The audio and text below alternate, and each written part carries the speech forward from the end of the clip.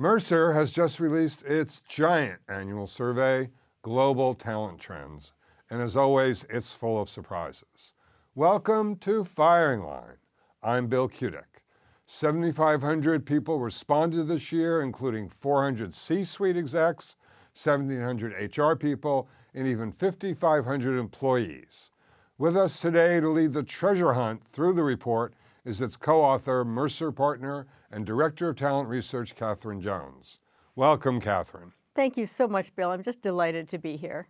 Without any HR bashing, your research did indicate that HR is a bit out of sync with some of the C-suite and the business leaders. You know, this is true, and it's an unfortunate and probably maybe reoccurring thing. We've seen issues like this from year to year, but there is a disconnect. There's a bit more maybe conservatism in the HR suite in terms of looking at change, looking at what employees want even, than you would have expected. That is surprising.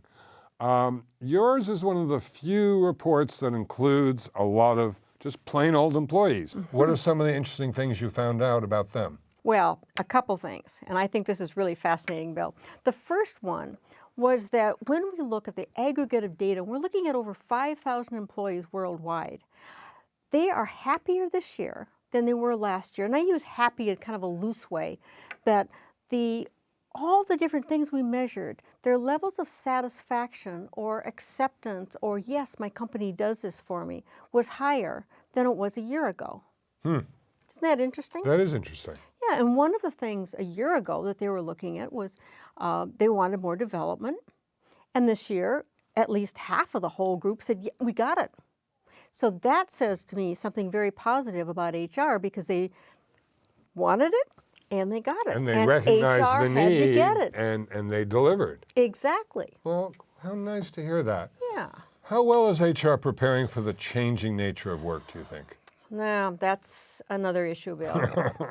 And one of the things we saw was this disconnect between what executives thought was going to happen in the future and what HR thought was going to happen in the future. And we looked at the future in several different ways, sometimes like 2 years ahead or 3 years ahead or up to 2020. And execs said, yeah, we're going to make changes. They're looking at a lot of organizational changes, restructuring. They're looking at things like moving part of their businesses to places that are lower cost. They're looking at outsourcing, but HR doesn't see any of that. They said, no, that's not happening. It's going to be this year, looks like last year, the first thing, looks like next year, looks like the year after that. So I'm thinking, you know, we've got to do a little wake up here. That's amazing. That's as though all the articles have been written for each other.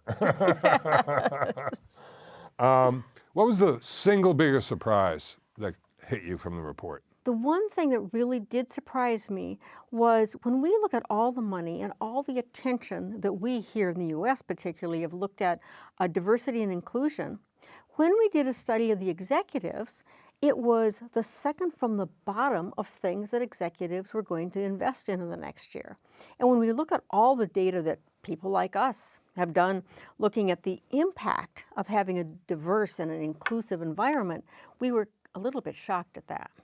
But further research there looked at it, and it's really more country by country. So in countries where there's a very homogeneous work group, China, for example, there's not that much interest in diversity because there really isn't any. And then oddly, or maybe unfortunately, it's a better word, when we looked at some of the European countries where they're concerned about diversity, not in the good way, but in the kind of like, they're not us and scary, there was also a little bit what I'm going to call a backlash in those cases. Interesting. Katherine, thank you for stopping by and sharing this report with us. It may be out by now, maybe not, but people have heard it here first. Heard it here first, and it's coming soon. Thank you so much, Bill. Thank you. Don't miss next month's episode of Firing Line. Just click on the red subscribe box at the end. You'll get just one email notice when the next program has posted. Write your comments on the YouTube page, go to our Facebook page, or send an email to bill@kutik.com. We want to know what you're thinking. Thank you for joining us. I'm Bill Kutik.